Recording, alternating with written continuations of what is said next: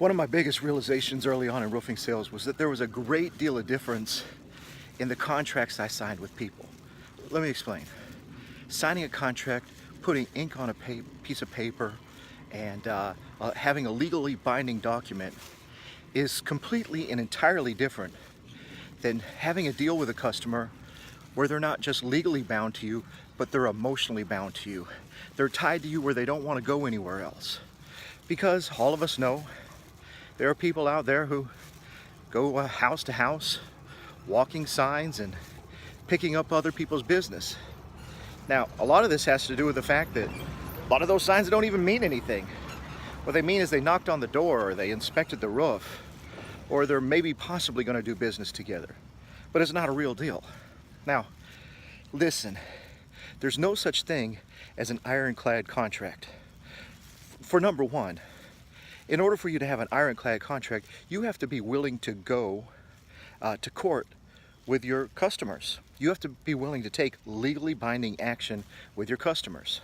Now, I don't know about you, but unless you're a one and doneer, a storm chaser, you're in and out, you don't even care about your brand or your brand equity, or you don't care a thing about your reputation, that's no way to do business. You don't want to be doing business with people that don't want to do business with you. And just because you got somebody to put some ink on a piece of paper does not mean that they're a customer. You have to tie people to you emotionally. You have to bind them to you to where you almost don't even need the piece of paper. You don't need the ink. See, back in the 50s, my grandpa's generation, you know, a man's signature, oh my gosh, you know, that was binding. Today, a guy's signature, people break contracts all the time.